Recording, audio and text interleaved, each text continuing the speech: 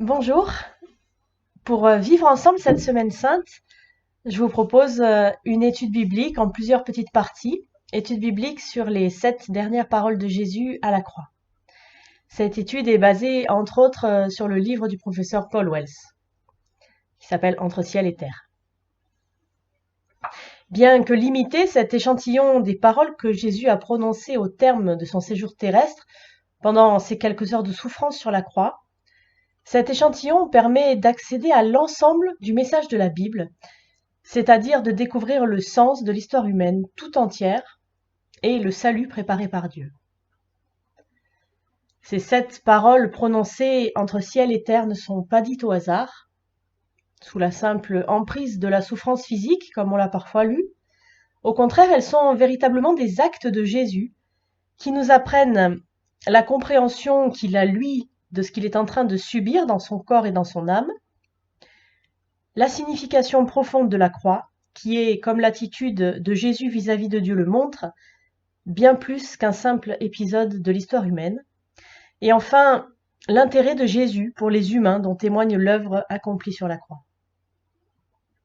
Ainsi, pas après pas, parole après parole, nous discernons quel lien étroit existe entre la personne de Jésus et son œuvre de salut, la mission qu'il s'est donnée, sauver ceux qui mettent leur confiance en lui, l'unique sauveur des hommes. Injustement condamné, Jésus a subi la mort romaine réservée aux esclaves et aux terroristes. Aucun juif hérétique n'a subi le supplice de la croix. Un écriteau résume son chef d'accusation, Jésus de Nazareth, le roi des Juifs. Après environ 6 heures de souffrance, vers 15 heures, Jésus est mort. Il a refusé de boire le stupéfiant traditionnellement offert aux suppliciés pour apaiser leur souffrance. Il est donc resté lucide jusqu'à la fin et il a prononcé 7 paroles étonnantes. Paroles dites au sein d'une atroce douleur, paroles qui attestent que leur auteur comprenait la signification de ce qu'il subissait. Les 3 premières paroles concernent ses relations avec des personnes présentes, un peu comme s'il réglait ses affaires en ce monde avant de se préparer ensuite à mourir. Les 3 dernières paroles se rapportent à la mission qu'il a accomplie sur terre et à son retour auprès de Dieu, le Dieu infini et personnel.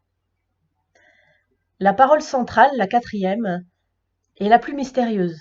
Mon Dieu, pourquoi m'as-tu abandonné? Ces paroles de Jésus dévoilent clairement ce qu'il affirme à être, le Fils de Dieu. Les 7 paroles constituent un ensemble dont la structure correspond à ce que sont la personne et l'œuvre de Jésus.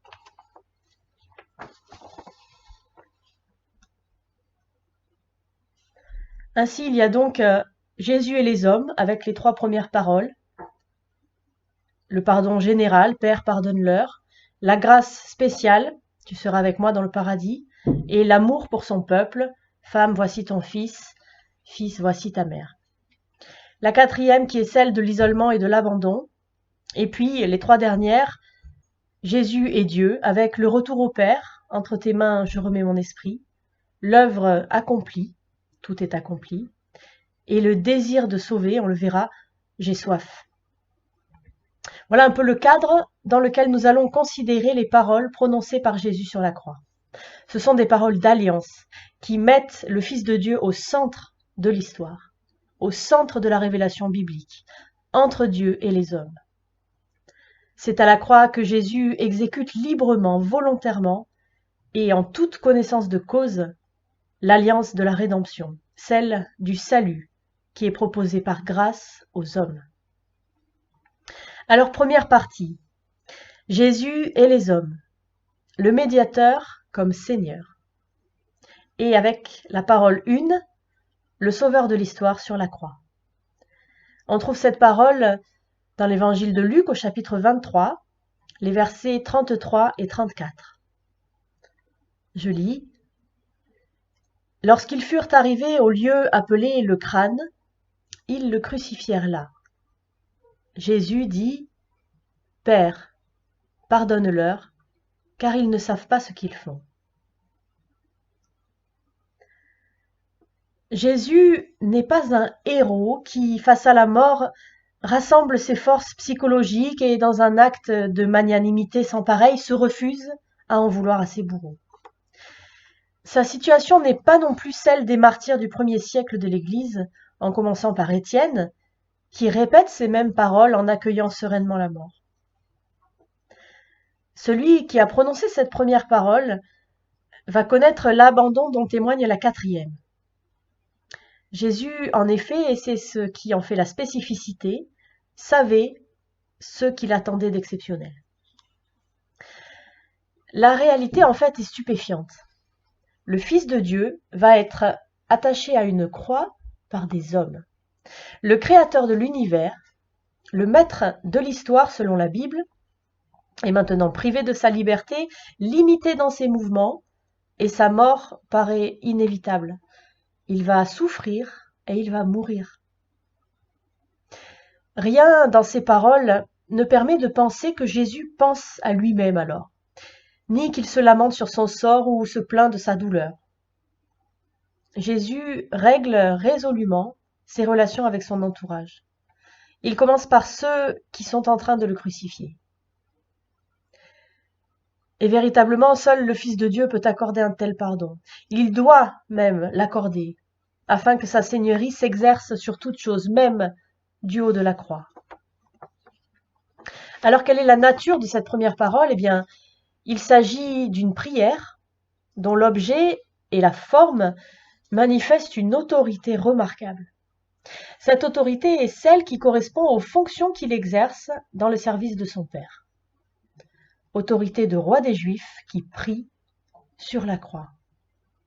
Autorité de souverain sacrificateur qui intercède pour obtenir la rémission d'une faute. Autorité de prophète qui instruit sur le sens de la souffrance. Jésus, en effet, suit le modèle de prière qu'il a enseigné à ses disciples. Que ta volonté soit faite sur la terre comme au ciel. Il vit dans toute sa personne ce qu'il sait être la volonté et le plan de Dieu. Et c'est ainsi que se manifeste sa perfection. Sa première pensée va vers son Père qu'il prie, et sa deuxième vers les hommes qui le torturent. Il vit le grand commandement d'aimer le Seigneur de tout son cœur et le prochain comme lui-même. Par cette parole, Christ agit selon sa loi. Il suit les préceptes de son évangile concernant l'amour des ennemis. Il accomplit sa prophétie en intercédant pour les coupables. En contemplant le Christ, nous discernons le véritable caractère du christianisme. Il n'est ni une philosophie, ni une éthique, ni un humanisme. C'est une vie conforme à la parole de Dieu, au service d'abord de Dieu et ensuite des autres. La prière de Jésus, dans sa simplicité, est extraordinaire et unique de trois façons. Nous allons considérer successivement son contenu, son effet et sa puissance. Premier point, une intercession sans pareil. Malgré l'intensité de sa souffrance, Jésus exerce en toute lucidité ses droits de fils. Seul le Fils de Dieu peut formuler une telle requête. C'est sa prérogative de Messie de pouvoir intervenir ainsi au moment même où il commence à subir le jugement à la place des hommes. Par sa prière, il fait là, déjà, fonction de médiateur pour ses ennemis. Malgré la croix et l'humiliation qu'elle représente, la communion entre le Père et le Fils n'est pas interrompue. Jésus prie en disant « Père ». La souffrance endurée par Jésus ne gomme pas son assurance que le Père accordera son pardon, parce que le juste intercède pour les injustes. Pour qui Jésus demande-t-il le pardon de son Père? Autrement dit, et la question est complexe, qui est responsable de sa crucifixion? La réponse est-elle les Juifs qui ont marchandé la mort de Jésus, Pilate, les Romains dont 4 soldats assument la fonction de bourreau, ou bien nous tous, dont le péché constitue le point de départ du chemin qui mène au calvaire? En fait, le message du Nouveau Testament inclut et transcende ces aspects différents. Bien sûr, il y a une responsabilité des Juifs ou des Romains dans tout ce qui gravite autour de Golgotha, mais la raison profonde de la mort de Christ réside aussi en nous, qui sommes les bénéficiaires de son œuvre. Tous coupables, mais pas accusés. Et en effet, l'origine du pour nous se trouve non dans notre responsabilité bien réelle, mais dans l'amour gratuit de Dieu pour nous. Si Christ est mort pour nos péchés, c'est à cause de l'amour de Dieu pour nous. Alors que demande Christ? À la lumière de l'enseignement de Jésus et de la Bible, il semble exclu de penser que Jésus offre à tous une sorte de grâce présidentielle inconditionnelle. Le pardon en question concerne un péché particulier, exceptionnel, qui appelle une grâce immédiate. Et ce péché particulier, c'est celui d'attacher le Fils de Dieu à une croix. Le verbe qui est utilisé ici, un verbe grec, aphiemi, il est utilisé 142 fois dans les évangiles, mais seulement 42 fois dans le sens de pardon des péchés. Il a le sens de relâcher, laisser, remettre ou annuler. Dans l'Ancien Testament, il est utilisé pour parler de la relaxe des esclaves l'année du jubilé, par exemple. Aucun autre geste dans l'histoire de l'humanité n'a le même poids ni les mêmes conséquences. En fait, si le pardon n'est pas accordé pour ce péché précis, l'histoire va s'arrêter net. Il est impensable en effet que les hommes agissent ainsi contre le Fils de Dieu, bafouant toute vérité, toute justice et portant atteinte à l'honneur de Dieu lui-même, sans qu'interviennent leur jugement et leur condamnation. Jésus n'est plus au bénéfice de la grâce divine qui restreint le mal dans la création et permet aux êtres humains de connaître un certain bien. Pour que la grâce spéciale de Dieu puisse être acquise, Jésus doit être privé des grâces ordinaires de Dieu. Et ce pouvoir d'opposition que les hommes exercent contre le Fils de Dieu appelle donc un pardon divin immédiat. Sans cela, la grâce dont le Fils est déjà privé sera aussi enlevée aux hommes. Jésus obtient par sa prière le pardon des hommes responsables de sa crucifixion. Cette suspension du jugement rebondit évidemment en grâce pour toute l'humanité parce que tous les hommes vont en bénéficier. Le pardon que demande Christ a pour effet de suspendre ce jugement. Il n'est pas question d'une remise de peine pour un salut universel, comme on l'entend parfois, ou d'un pardon qui dépende de la bonne volonté de ceux qui le recherchent. Non, Dieu retient pour le moment son jugement. Il accorde son pardon non seulement aux Juifs et aux Romains qui commettent cette atrocité, mais aussi à tous ceux pour qui l'histoire va continuer et qui recevront par la foi le message de Christ.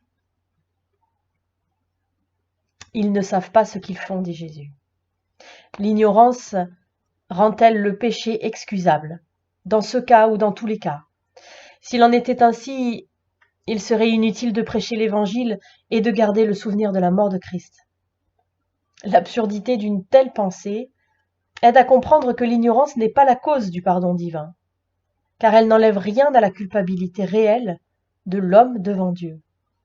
L'ignorance n'est pas l'innocence. Cependant, elle diminue la culpabilité parce que l'esclavage du péché n'est pas volontaire. L'ignorance rend le péché pardonnable si, quand elle cesse, le pécheur reconnaît son tort. La possibilité du pardon n'est exclue que s'il est refusé. Ainsi, l'ignorance devient l'occasion du pardon dû à l'amour de Jésus.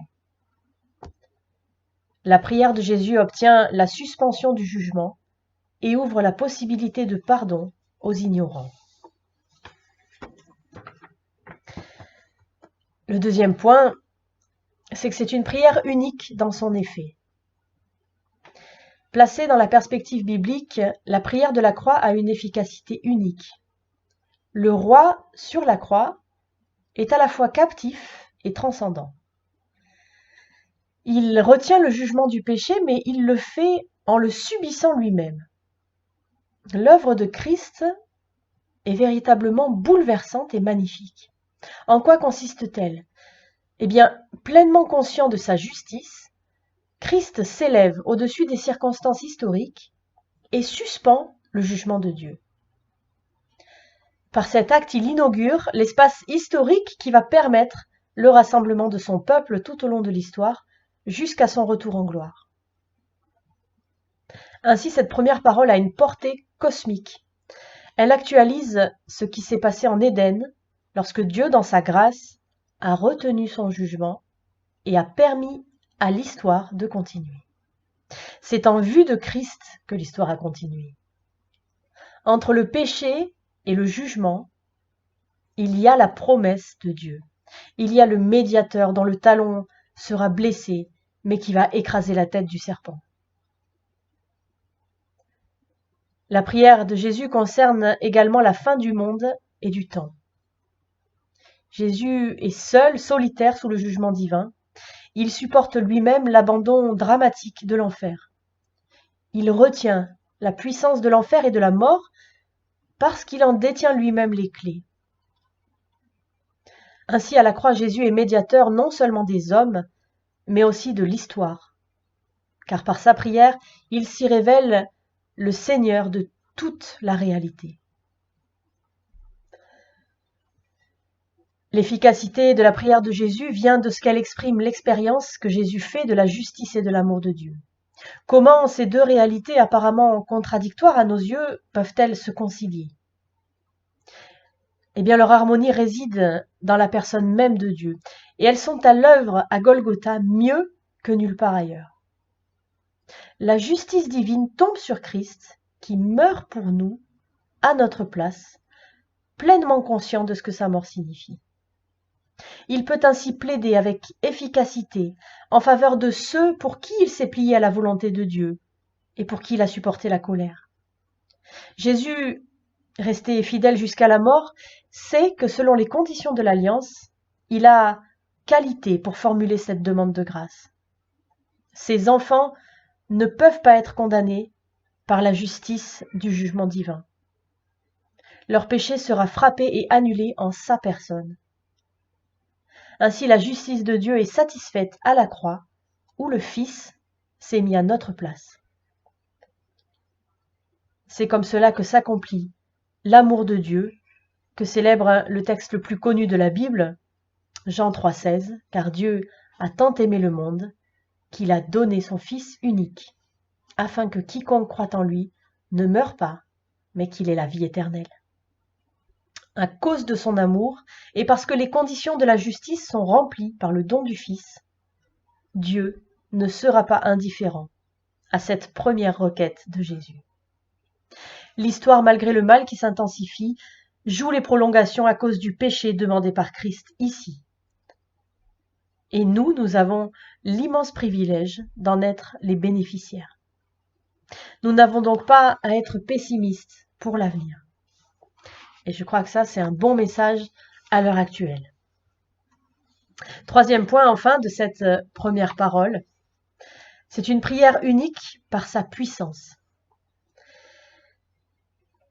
Les paroles de Jésus sont prononcées dans la plus grande faiblesse, et pourtant elles n'en sont pas moins fortes ni puissantes, parce qu'il a confiance dans l'exaucement du Père.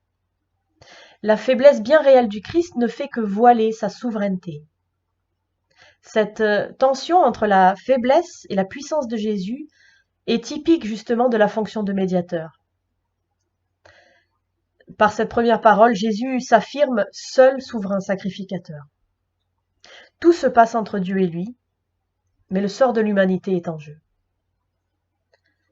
Des profondeurs de sa souffrance, Jésus atteste par ses paroles la victoire de l'amour de Dieu qui triomphe du diable, de la mort, de l'enfer et de tout ce qui s'oppose à sa miséricorde. Christ devient le Seigneur de l'histoire.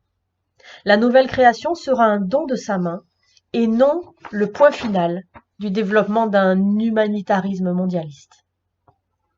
Faible en apparence, Jésus règne cependant avec sagesse et puissance pour accomplir son plan de grâce. Alors la prière de Jésus nous exhorte à faire preuve de discernement. Tout d'abord quant à notre ignorance et au péché qu'elle couvre. Ensuite, en changeant d'attitude vis-à-vis de la croix. Désormais, nous voulons voir que tout est tributaire de la croix. Non seulement notre salut, mais aussi notre vie et notre histoire. Rien ne peut être détaché de cette réalité centrale. Christ a intercédé pour les hommes et il continue d'agir ainsi. La réconciliation qu'il a acquise ne doit pas être sous-estimée comme il est tentant de le faire. Le Père a entendu le Fils qui règne et nous assure de la réalité de son pardon. Et cette assurance a deux aspects. Premièrement, par la foi, nous savons que Christ a réellement pris notre place et que sa solitude a aboli l'inimitié entre Dieu et nous. Nous sommes vraiment pardonnés et nous sommes libérés de notre ancienne façon de vivre. Deuxièmement, ce pardon implique une nouvelle relation. Nous vivons en Christ, en communion avec lui. Le Saint-Esprit fait témoignage en nos cœurs que nous sommes à Christ. Ainsi, nous arrivons à une assurance certaine qu'il est mort pour nous de façon personnelle. Cette assurance libère de la crainte, de l'incertitude quant à l'avenir, de la peur de ce qu'en pensent les autres, des faux complexes d'infériorité ou même du sentiment d'inutilité. L'attitude de Jésus sur la croix réconcilie une apparente contradiction. Sa soumission à une volonté autre que la sienne et son libre consentement. Jésus a concilié sa propre volonté et celle de Dieu dans un esprit de service et pour atteindre un objectif. Ce modèle est une exhortation pour nous. Sa mort n'est ni un suicide ni un assassinat. Il n'en est pas ainsi, puisqu'à la croix la liberté et la volonté du Père et du Fils se sont accordées. Le chrétien apprend à se soumettre à l'action de l'Esprit de Jésus et ainsi à accepter ce qui parfois nous est imposé de différentes façons. C'est comme ça que la volonté de Dieu pour nous et notre volonté s'harmonisent. La première parole de la croix écarte toute autre attitude. Grâce à la parole de Jésus, l'histoire va donc continuer. Et pourtant, si tout semble pareil, le dénouement est désormais certain. L'efficacité de l'intercession du crucifié nous assure que, contrairement à toutes les apparences, sa volonté est en train de s'accomplir. Comme chrétiens et comme peuple, communauté de Jésus, nous avons à apprendre l'obéissance en restant le plus près possible de la croix.